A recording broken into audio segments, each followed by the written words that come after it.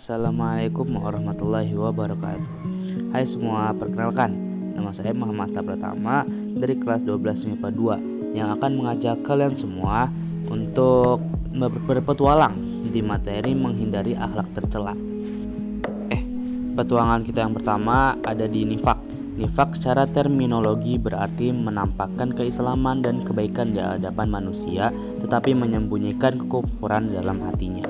Nifak ini bisa juga kita sebut dengan munafik ya teman-teman. Nah teman-teman, nifak itu juga ada jenisnya loh. Yang pertama nifak amali. Nifak amali termasuk nifak pada taraf kecil, yaitu melakukan sesuatu yang merupakan perbuatan orang-orang munafik, tetapi masih tetap ada iman dalam hati. Nifak semacam ini tidak membuat pelakunya keluar dari Islam atau yang kita sebut dengan murtad. Jenis yang kedua yaitu nifak i'tiqadi. Nifak i'tiqadi termasuk nifak pada taraf yang besar, yaitu menampakkan keislaman di hadapan manusia tetapi menyembunyikan kekufuran. Nifak ini membuat pelakunya murtad dan kelak dia berada di dalam neraka neraka. Oke, selanjutnya adalah tanda-tanda perilaku nifak. Tanda-tanda ini sesuai dengan hadis Nabi Muhammad ya teman-teman. Yang pertama yaitu bila berkata ia berdusta, bila berjanji ia ingkar, dan yang ketiga bila diberi amanah ia khianat. Berikutnya ada akibat buruk sifat nifak.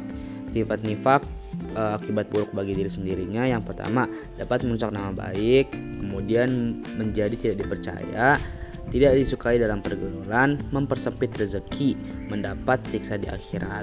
Kemudian bagi orang lain membuat sakit hati sehingga merusak persaudaraan, menimbulkan fitnah dan mencemarkan nama baik keluarga. Wah, sangat negatif ya teman-teman.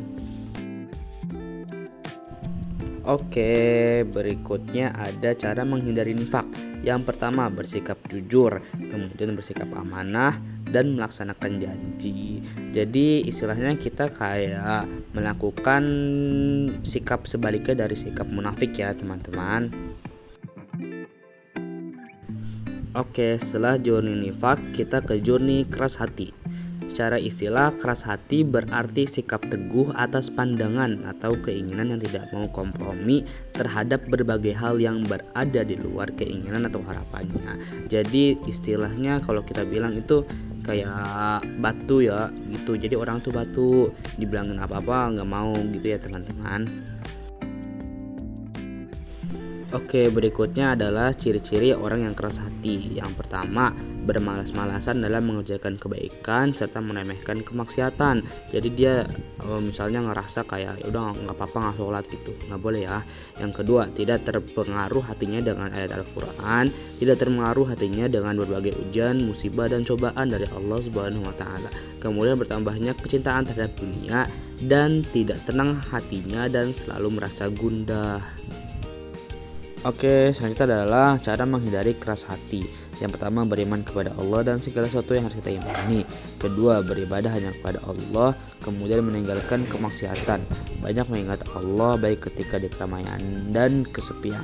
Kemudian menanamkan perasaan takut hanya kepada Allah dan selalu mengintrospeksi diri. Kemudian merenungi makhluk Al-Quran dan hadis Nabi Muhammad. Dan yang terakhir selalu bergantung hanya kepada Allah Subhanahu Wa Taala. Oke, journey kita yang terakhir adalah godab. Godab atau marah yaitu merasa tidak senang dan panas hati karena suatu peristiwa atau sebab-sebab tertentu. Jadi godab ini kita bisa bilang adalah marah ya teman-teman. Kemudian ada nilai negatif pelaku godab, yaitu yang pertama sumber keburukan, menambah masalah bukan malah menyelesaikan masalah. Kemudian merusak hubungan antar manusia dan merusak keharmonisan keluarga. Yang kedua ada membahayakan kesehatan tubuh, yaitu efek langsung ke tubuh, kemudian letih ekspresi, sulit tidur dan depresi. Jadi kalau kita marah kan jadi terkuras tenaganya gitu. Oke, berikutnya adalah menghindari perilaku godab. Yang pertama, meredam rasa amarah dengan menahan diri, kemudian dengan beristighfar, dengan membaca ta'awuz, yaitu a'udzubillahi minasyaitonirrajim.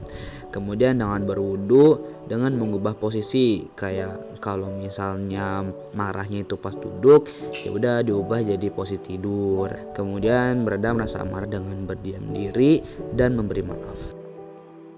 Oke, alhamdulillah sudah selesai materi kita di hari ini. Terima kasih. Wassalamualaikum warahmatullahi wabarakatuh. Kalau ada yang salah, saya mohon maaf ya.